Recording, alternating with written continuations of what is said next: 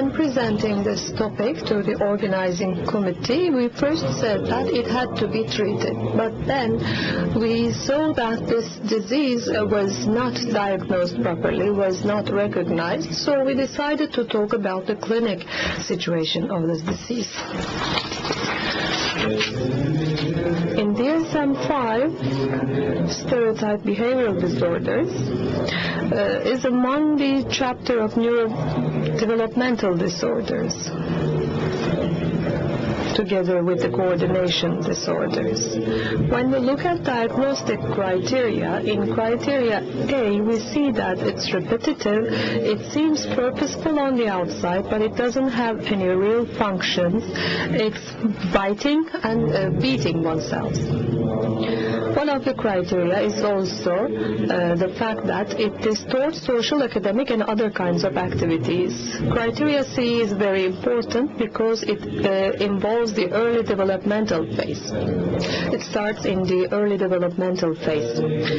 Criteria D is about this behavior, which is the direct cause of a material or a neurological disorder. It causes neurodevelopmental and psychological problems. It has some indications, for example, self-inflicted injuries. It's an important indication actually, because this indication is also related to autism, because autism is sometimes diagnosed wrongly as stereotype behavioral disorder. If the child has similar symptoms, we might do a wrong diagnosis.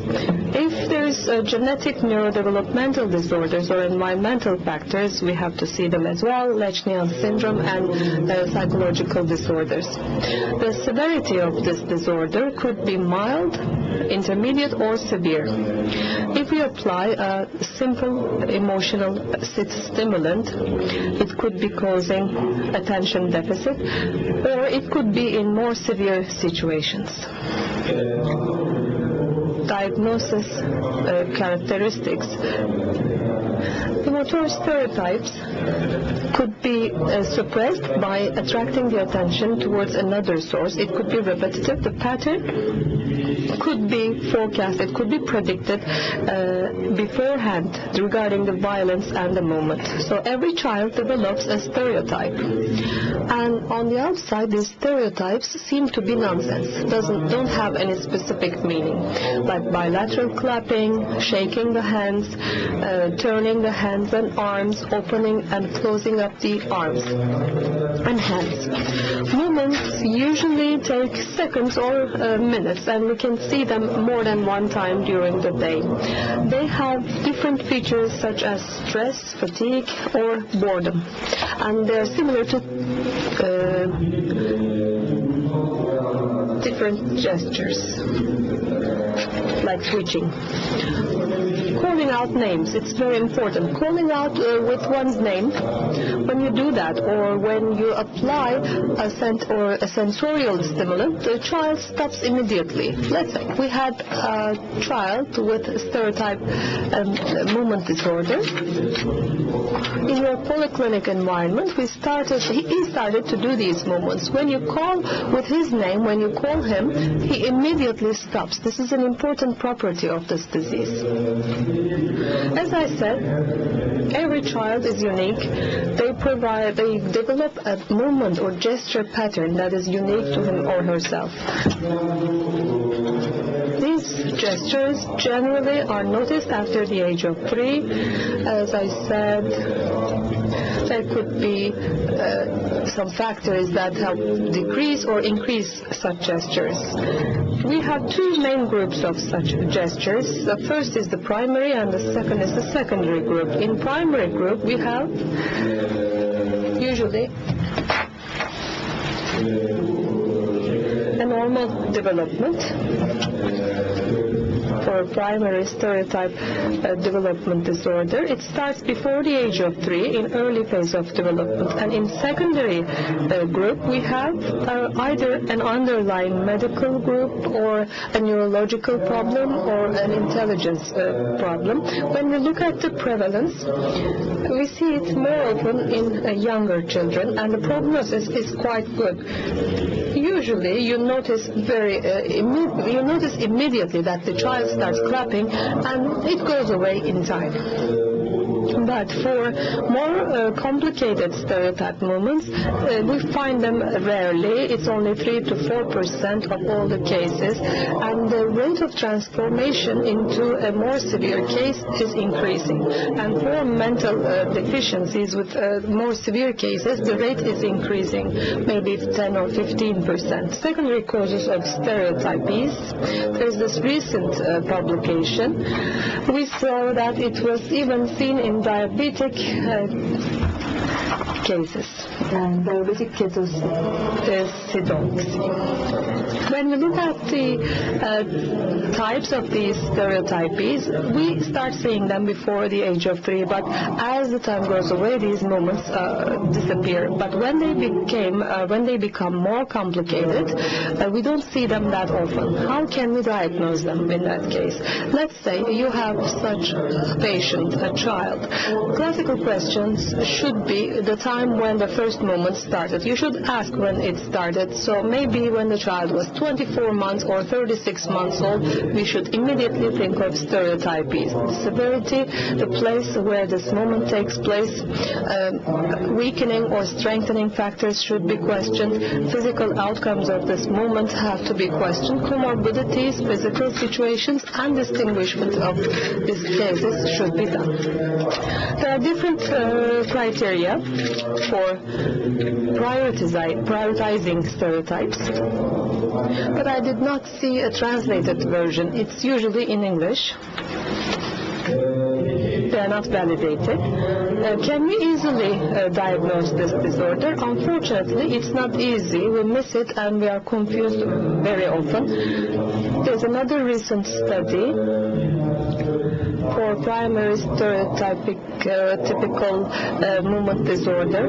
42 children have been retrospectively looked at, and in almost all of them there was wrong diagnosis. 26 of them were twitches, 10 of them were autistic spectrum disorder, 5 of them had another problem, and 5 children had epileptic problems. And 1 had epileptic disorder. It's obviously seen that it's not easy to diagnose this. So is this a simple movement disorder? That's not the case. Actually, there are lots of other comorbidities like ADHD, twitch disorder, obsessive compulsive disorder, speech or language disorders, sleep disorders, developmental coordination disorders could accompany this kind of disease. The most important diagnosis should be done based on twitches. If you look at this table, the starting time is very important. Stereotypes usually start before the age of 24 months, but the twitches come around 5 to 7 years. So pattern is variable. It depends on the child. It can start hitting his head at the age of 2, but in later ages, the pattern will be different according to the child. And the most important item is at the bottom of this list, the treatment. Unfortunately, in stereotypical movement disorder, there is not a clear indication. We have many antipsychotics that decrease these twitches. When you look at the expression in the brain, we saw one MRI study done on 6 male children. It's a controlled study. They are always important, these controlled studies. The age is generally between 9 to 11, but we see that it starts before the age of 24 months, around 2 years of age.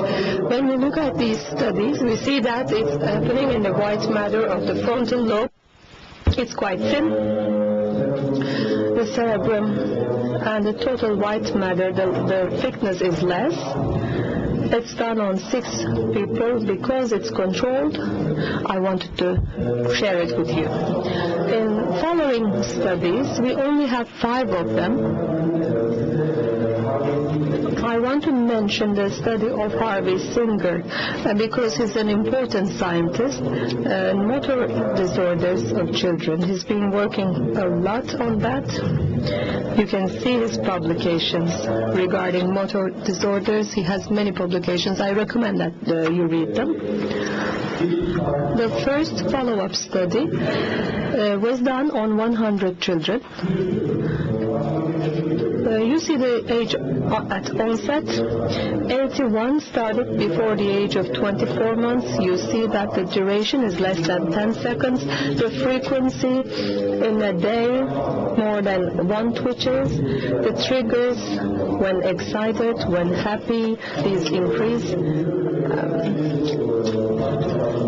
In this follow-up study, we saw that 88% never experienced during the sleep and 12% do not know. And when they are cued, 99% of the children stop doing these movements, these gestures.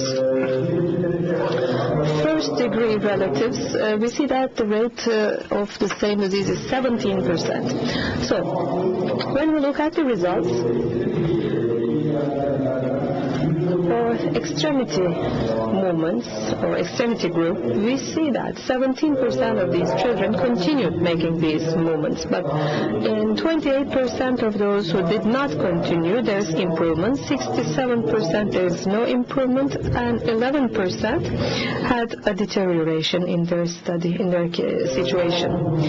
Comorbidity situation, we see that ADHD is quite high, tics or twitches is very high, OCD is also high. The other follow-up study was done by Harvey Singer again in 2015. It's in publication right now. I also recommend that you read that. It was done on 49 children for a long period of time. You see the age of onset is 24 months or less.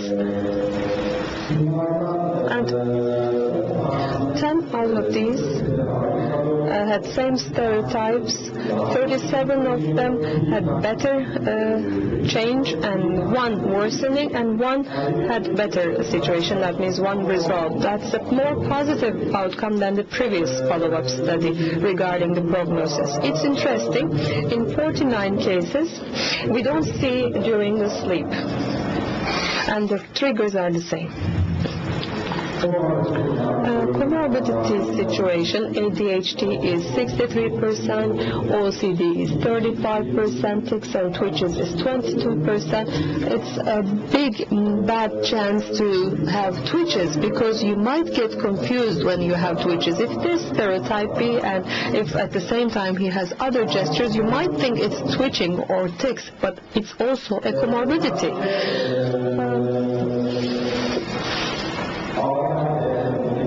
For ADHD or tics or Tourette syndrome, or is it obsessive compulsive disorder? That's not the case actually. There's another recent study I want to share with you. On 32 male, 25 female children, a total of 57 children were looked at. Their IQ, reading capabilities, attention, and language and motor skills have been evaluated.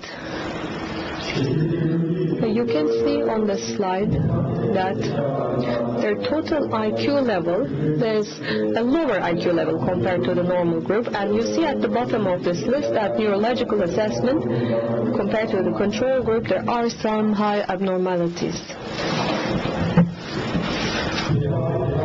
Treatment is the most difficult part. Unfortunately, so far, we have tried almost all medications, all drugs. These are case studies. We have antipsychotics, SSRIs, or mood stabilizers. All treatments, almost all treatments have been tried. Unfortunately,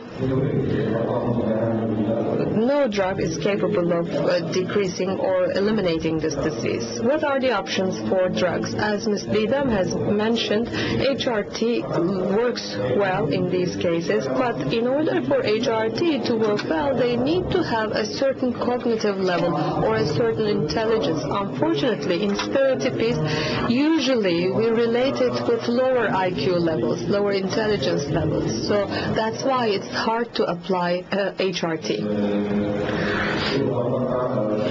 see see some cases here, studies compiling different cases when there's HRT implementation and the stereotypic scale, there is decrease. And in global assessment scale, we see that it's high. So for this treatment is applicable and it's beneficial, but the IQ level is crucial here. Again, behavioral therapy, you see that the scales are decreasing. That means these treatments work. And finally, I should mention, for those friends, colleagues working in polyclinics, sometimes they have these patients with lower IQs, and you see them, they are using 6 or 7 antipsychotics, and the patient replies that it didn't work for them. And also, sometimes in certain cases, it's even worse than the start. But the family did not stop. They are using regularly these antipsychotics, and let's say that you have such a patient. The child cannot stop himself, biting his hands and hitting his head to the wall. So they have this, he had this stereotype since his childhood. There was no decrease in these gestures, and now he's restless, he cannot sleep. Everybody thinks of akathisia in this child. Yes, he had developed this disease, of course. What do?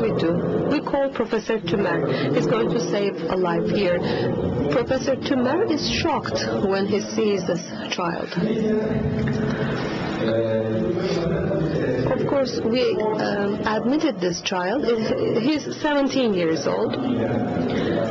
He was admitted to the hospital so that he gets a better medical treatment. After a month, he started using intramuscular long-term antipsychotics, and then he was discharged. Of course, there was no improvement, and on the contrary, it was worsening. So I referred him to Bakırköy Hospital in Istanbul. When he was back from Bakırköy, he was very happy. He had less gestures, hitting the wall and biting hands were continuing, but he had more tolerance. And the father was more tolerant also. Mother had left, but the father was more tolerant.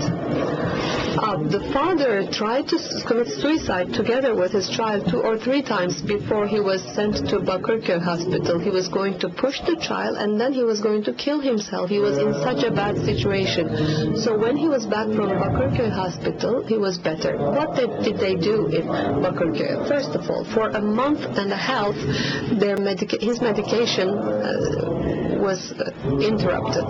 Then they started administering clozapine, and his sleep disorder, his sleep problems, as well as gestures decreased. Unfortunately, the head hitting and hand biting continued, but the father was more tolerant, and I could say he was happier, and the mother is back now. Mother is back home. So you have to know this disease. You should know that there is no drug for that. If there is going to be drugs, that's going to be only for comorbidities. So I want to thank you all for listening to me at this late hour. Thank you very much.